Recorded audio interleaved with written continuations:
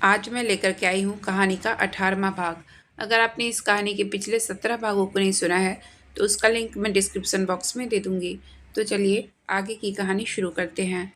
लगभग आधे घंटे बाद रुद्र की कार मेंशन के बाहर आकर रुकी।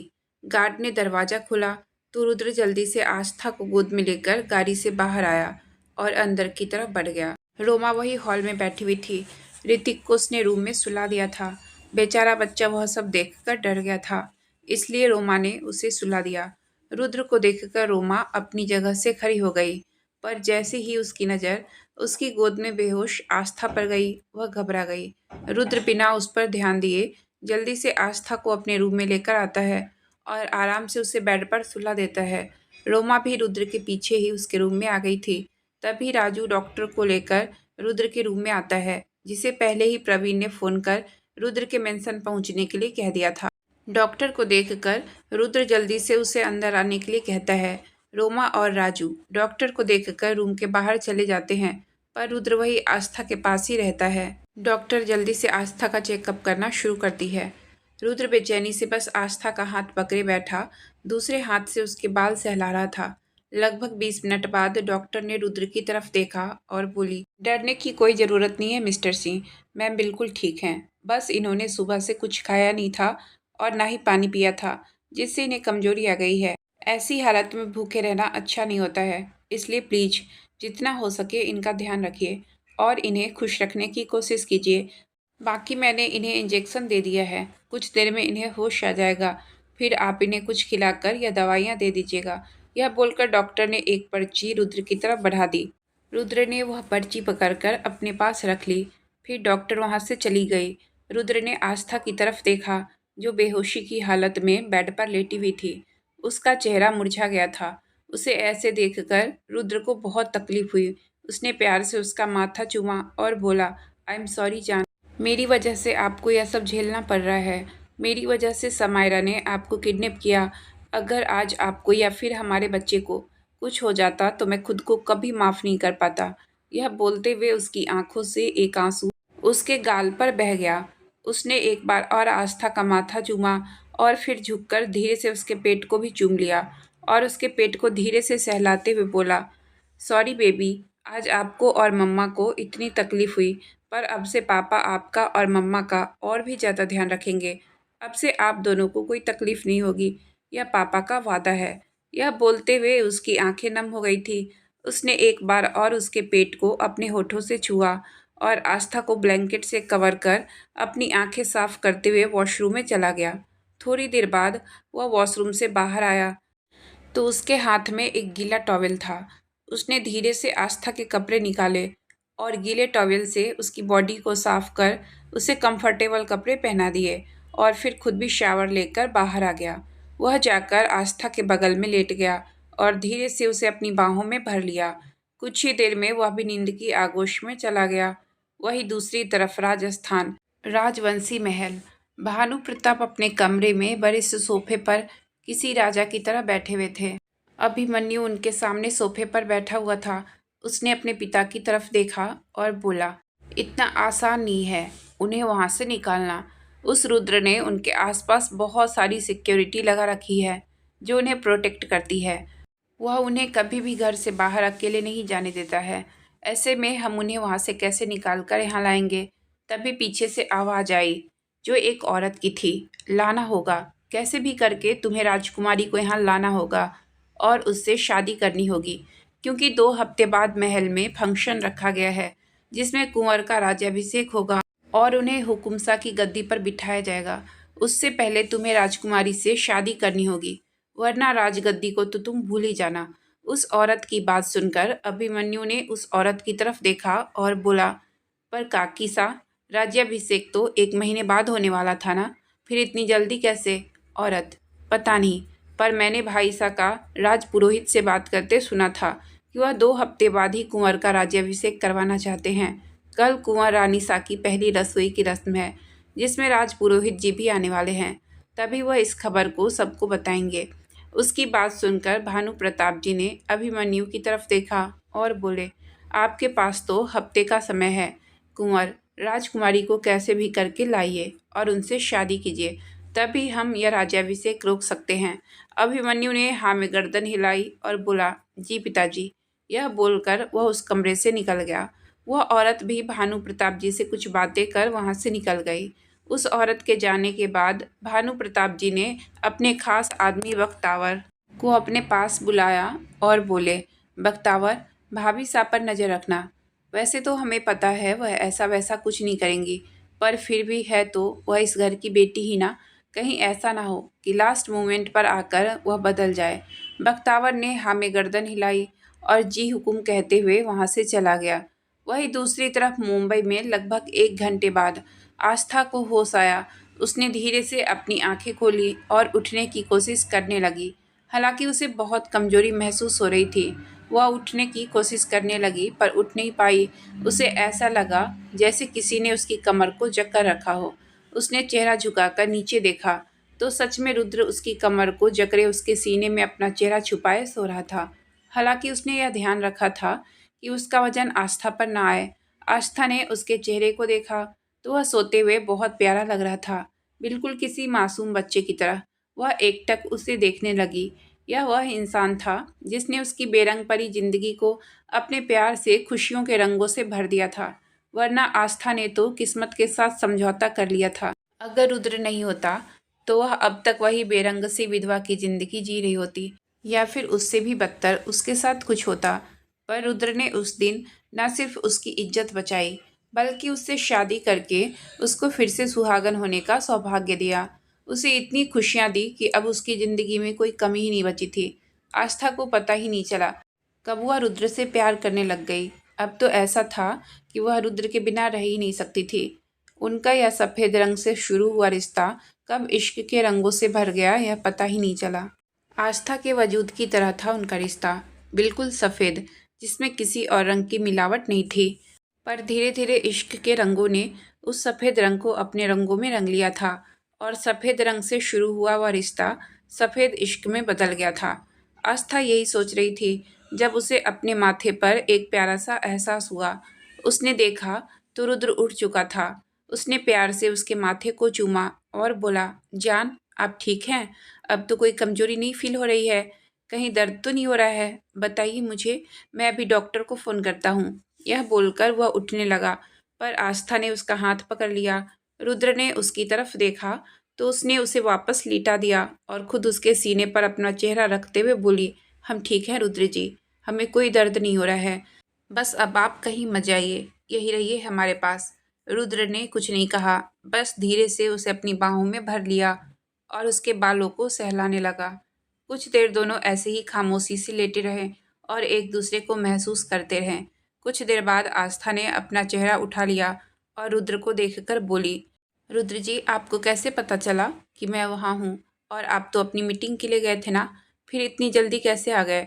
रुद्र ने उसके गाल पर हाथ रखा और प्यार से सहलाते हुए बोला, जान, हमारा यह रिश्ता चाहे कैसे भी हो, लेकिन आप मेरी पत्नी हैं, मेरी जिंदगी है, जिसे मैं बहुत प्यार करता हूँ।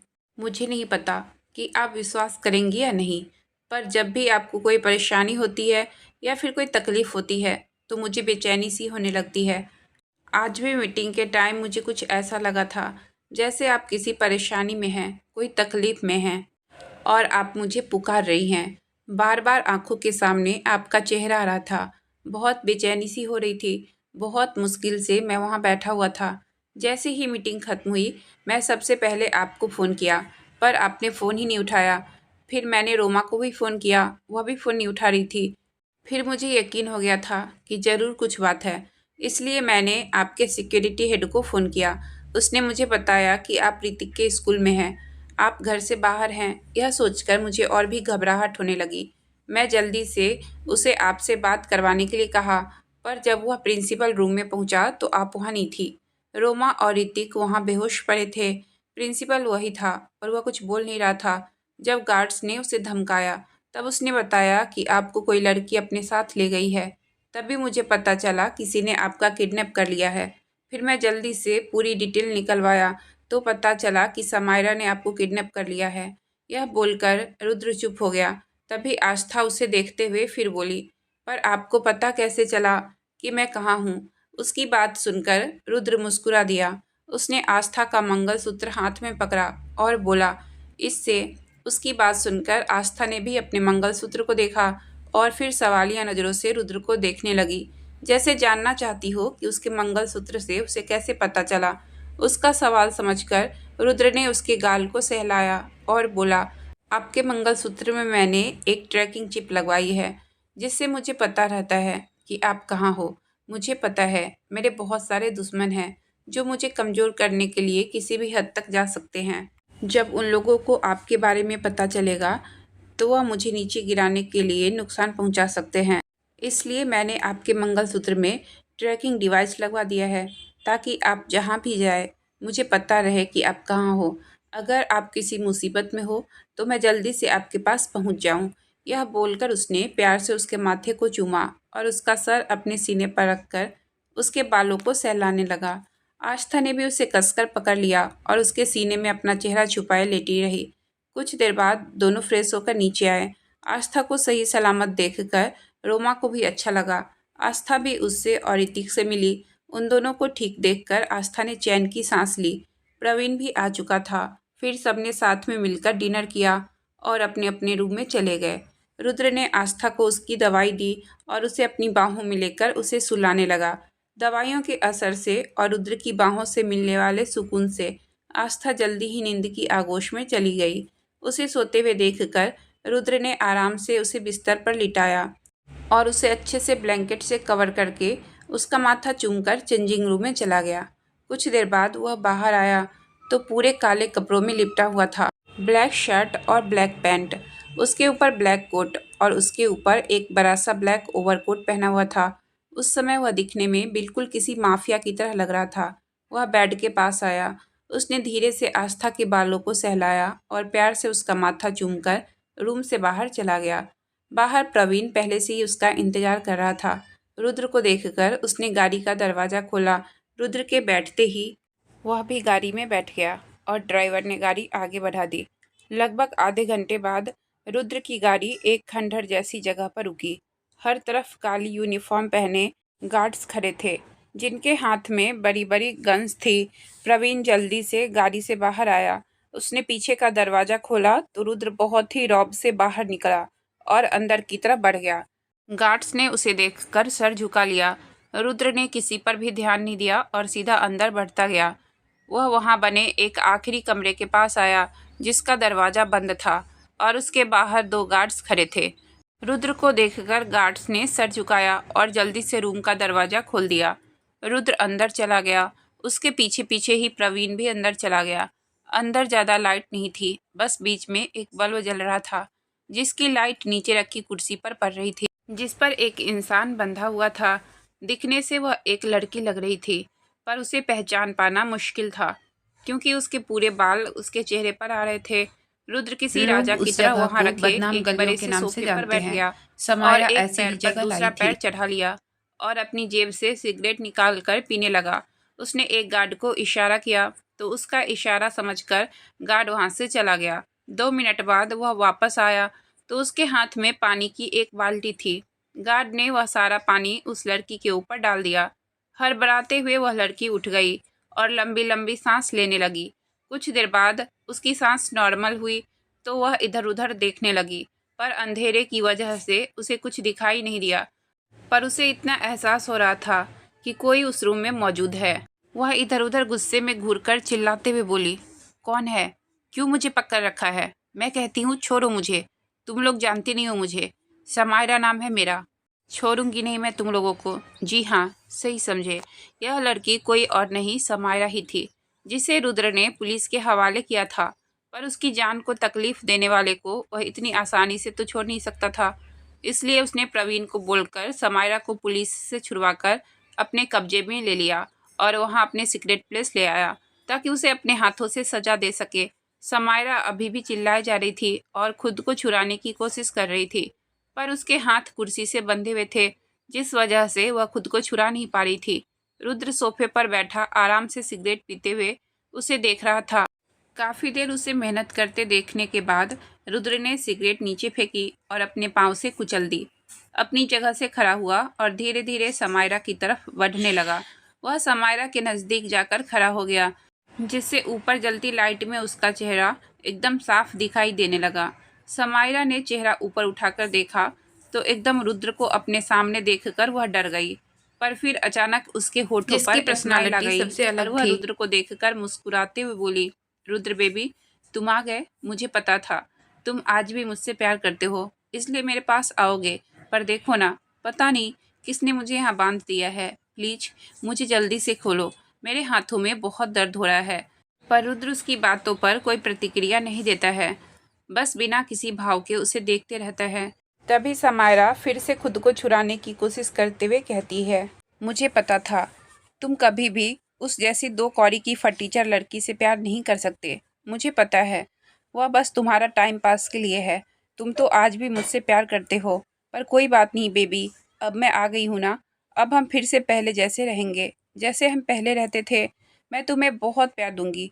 वही रुद्र जैसे ही उसके मुंह से आस्था के लिए दो कौड़ी की लड़की जैसे शब्द सुनता है तो उसका चेहरा गुस्से से काला पड़ जाता है, हाथ और माथे की नसें दिखाई देने लगती है।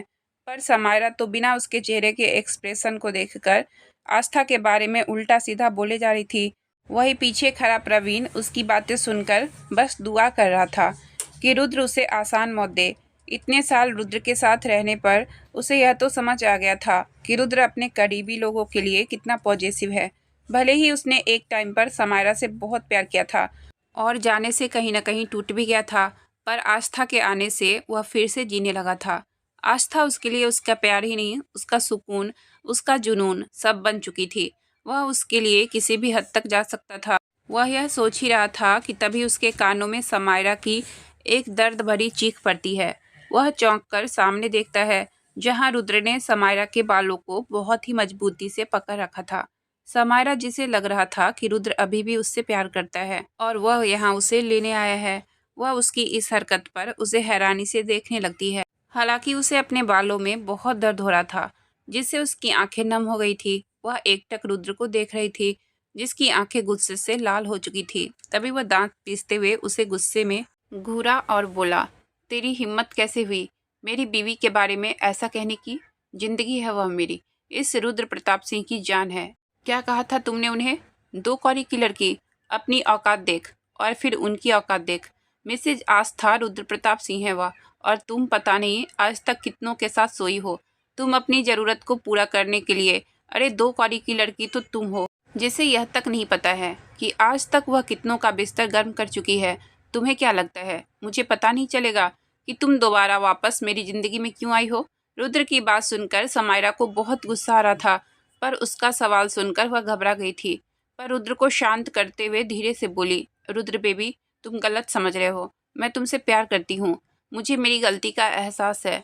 उस वक्त बस मैं केशव, रुद्र का दुश्मन, जिसने समायरा को रुद्र की जिंदगी में भेजा था, उसने प्यार से उसे फंसाने के लिए उसकी बातों में मैं आ गई थी। पर तुमसे दूर जाकर मुझे एहसास हुआ कि मैं तुम्हारे बिना नहीं रह सकती हूँ। अधूरी हूँ मैं तुम्हारे बिना। प्लीज रुद्र, तुम उस लड़की को छोड़ दो, हम दोनों फिर साथ हो जाते हैं। मुझे पता है तुम आज भी मुझसे प्यार करते हो, बस मुझे जलाने के लिए, मुझे जलस फील करवाने के लिए तुम लड़की के साथ हो। पर मैं अब आ गई हूँ ना, इसलिए तुम्हें अब यह करने की ज़रूरत नहीं है। उसकी बात सुनकर रुद्र ने उसके बालों को छोड़ दिया और ज़ोर ज़ोर से हंसने लगा। उसकी हंसी बहुत डरावनी थी, जिसे सुनकर वहाँ मौजूद हर किसी का बदन डर से कांप गया। समायरा को भी उसकी ऐसी हंसी से डर लग रहा था, पर वह हैरान भी थी। तभी रुद्र एकदम चुप हो गया और समायरा को घूरते हुए गुस्से में बोला, तुम्हें सच में लगता है कि मैं तुम्हारी बातों पर विश्वास करूंगा? नहीं समायरा, बिल्कुल नहीं, क्योंकि अब मैं वह पहले वाला रुद्र नहीं हूँ जो तुम्हारी बातों में आ जाता था। मैं रुद्र प्रताप सिंह हूँ, जिसे अपनी बातों में फंसाना इतना आसान नहीं है। और रही बात उस लड़की की, तो वह लड़की मेरी जिंदगी है, मेरी जान, इस रुद्र प्रताप सिंह की बीवी और मेरे होने वाले बच्चे की माँ। उसकी बात सुनकर समायरा हैरान होकर उसकी तरफ देखने लगी। उसके कानों में बस रुद्र के कुछ शब्द गूंज रहे थे, होने वाले बच्चे की माँ। आस्था रुद्र के बच्चे की माँ बनने वाली है। यह सोचकर समायरा का चेहरा गुस्से में काला पड़ गया। उससे यह बर्दाश्त ही नहीं हो रहा था कि रुद्र, जो उसे इतना प्यार करता था, उसके ऊपर अपनी जान छिड़कता था। वह उसे भूलकर अपनी जिंदगी में इतना आगे बढ़ गया था। जो जगह उसकी होनी चाहिए थी, उसने किसी और को दे दी।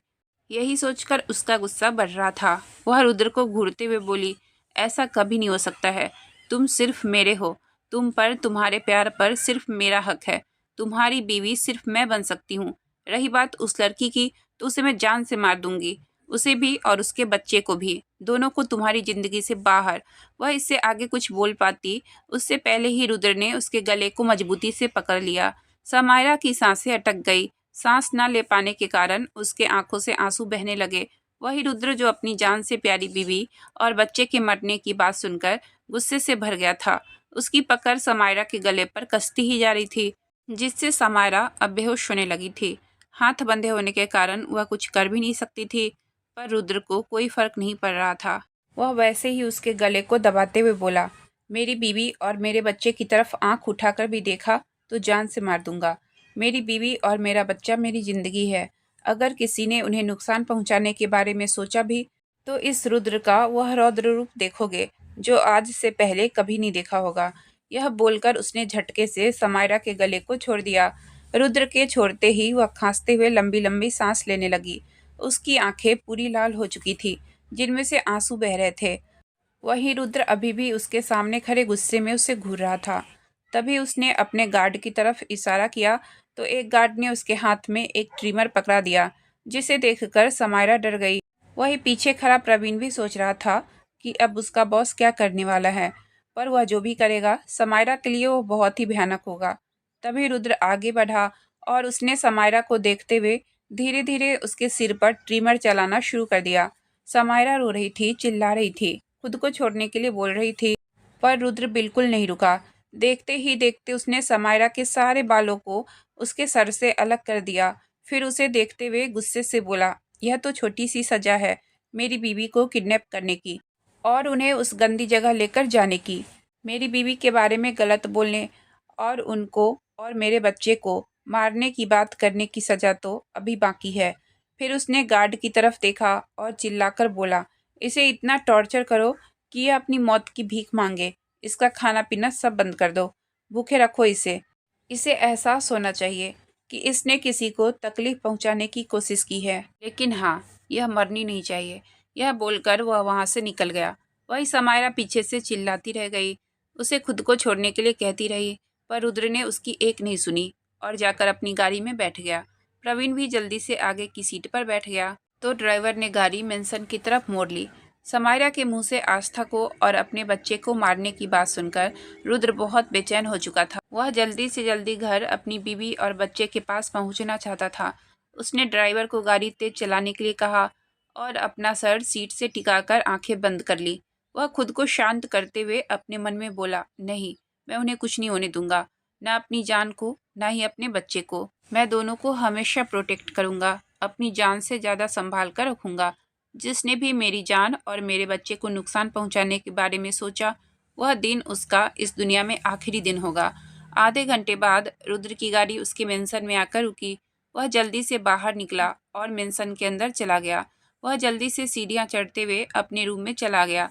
जैसे ही वह अपने रूम में पहुंचा, सामने का नज़ारा देखकर वह घबरा गया। उसका दिल तेजी से धड़कने लगा, हाथ पैर फूलने लगे। सामने बेड पर आस्था घुटने में चेहरा छुपाए बैठी रो रही थी। उसकी सिसकियां पूरे कमरे में सुनाई दे रही थी। जैसे ही उसने दरवाजा खुलने की आवाज़ सुनी, उसने चेहरा ऊपर उठाकर देखा तो रुद्र को देखकर उसका रोना तेज हो गया। वह जोर जोर से रोने लगी, जिसे देखकर रुद्र परेशान हो गया। एक बार फिर समायरा की बात उसके कानों में गूंजने लगी। वह जल्दी से भागते हुए आस्था के पास आया और उसके करीब बेड पर बैठकर उसके चेहरे को हाथों में भर लिया और प्यार से उसके आंसुओं को साफ करते हुए बोला, क्या हुआ जान, आप रो क्यों रही हैं? कोई तकलीफ है? कहीं दर्द हो रहा है? आप मुझे बताओ, मैं अभी डॉक्टर को फ़ोन करता हूँ। आस्था ने कुछ नहीं कहा, बस आगे बढ़कर उसके सीने से लग गई। रुद्र ने भी उसे अपनी बाहों में भर लिया। उसने उसे कमर से पकड़ा और धीरे से अपनी गोद में बिठा लिया और उसका चेहरा अपने सीने से लगाते हुए उसके बालों को सहलाने लगा। उसने एक बार और आस्था से पूछा, बताइए न जान, क्या हुआ? आप रो क्यों रही हैं? किसी ने कुछ कहा है क्या? उसकी बात सुनकर आस्था थोड़ी शांत हुई, पर वह अभी भी सिसक रही थी। उसने अपना चेहरा रुद्र के सीने से निकाला और उसे देखते हुए बोली, आप कहाँ चले गए थे मुझे छोड़कर? पता है मैं कितना डर गई थी। यह सब उसने इतनी मासूमियत से कहा था कि रुद्र को उस पर बहुत प्यार आया।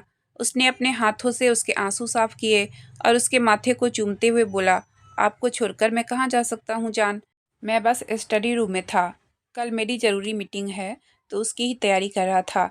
यहाँ आपकी नींद खराब होती, इसलिए मैं स्टडी रूम में बैठकर काम कर रहा था। रुद्र नहीं चाहता था कि आस्था परेशान हो, इसलिए उसने उससे झूठ बोल दिया। एक तो आज पहले ही इतना कुछ हो गया था, ऊपर से वह प्रेग्नेंट भी है। वह अभी उसे समायरा या उसकी सजा के बारे में बताकर परेशान नहीं करना चाहता था। उसने आस्था के माथे को शिद्दत से चूमा और बोला, चलिए अब सो जाइए, रात बहुत हो गई है। आस्था, मुझे नहीं सोना।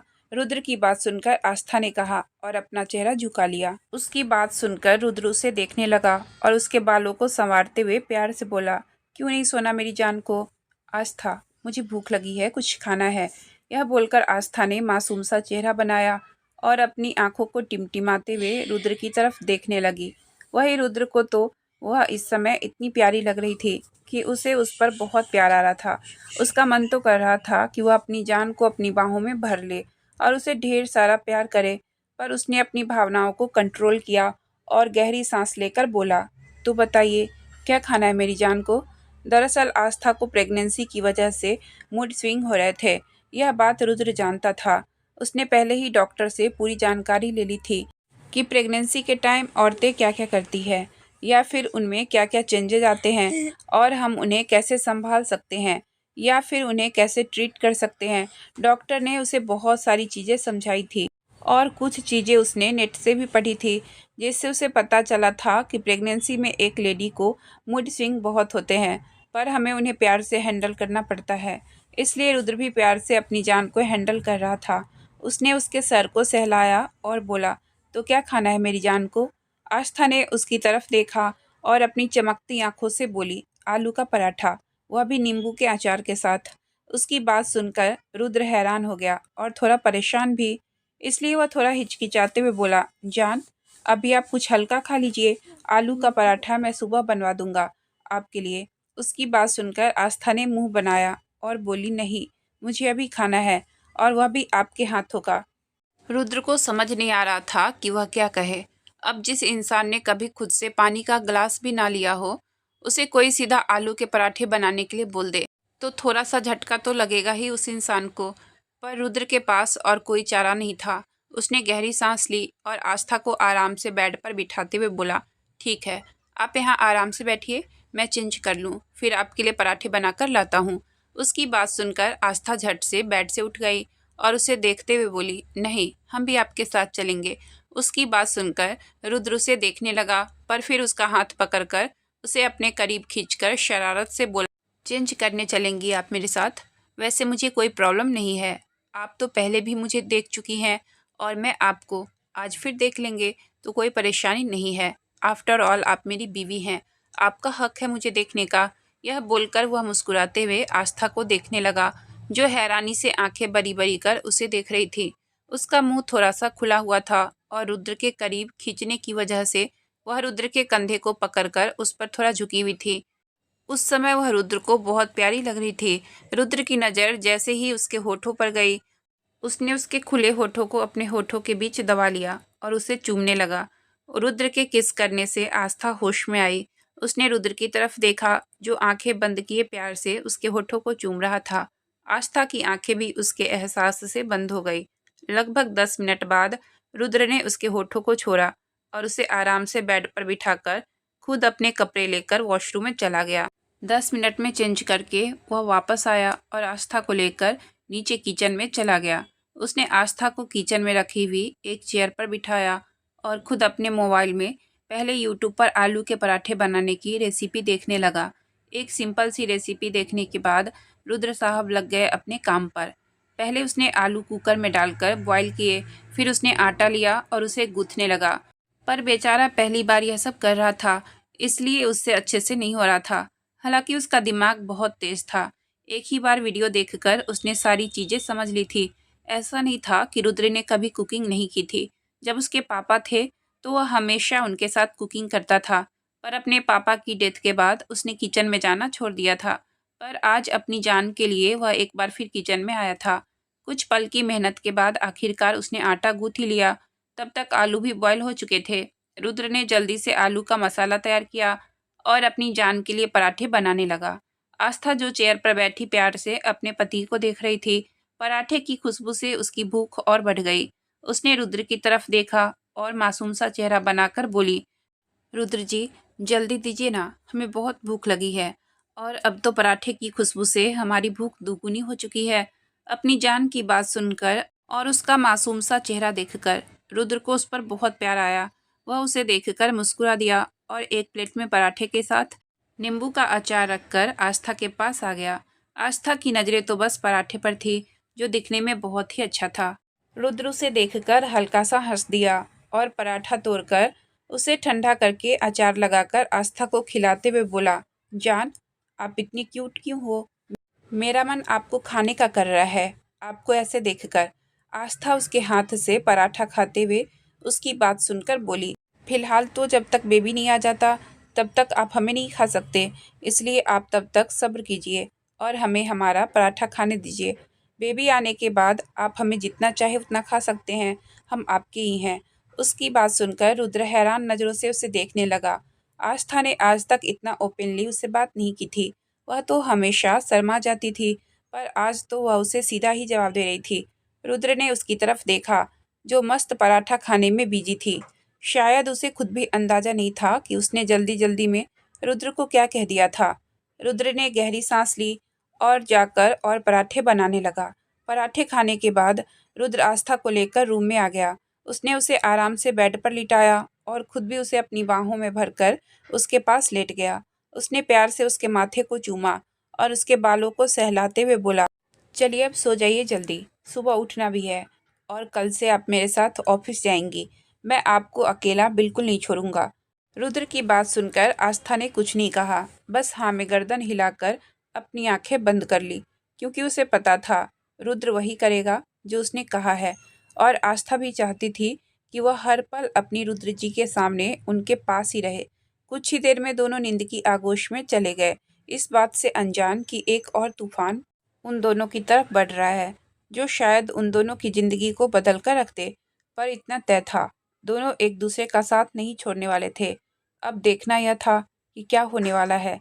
आज की कहानी मैं यहीं तक रहने देती हूँ। इससे आगे की कहानी मैं कल लेकर आऊँगी। अगर आपको कहानी अच्छी लगी हो तो प्लीज़ वीडियो को लाइक और चैनल को सब्सक्राइब करें। आपका बहुत बहुत धन्यवाद।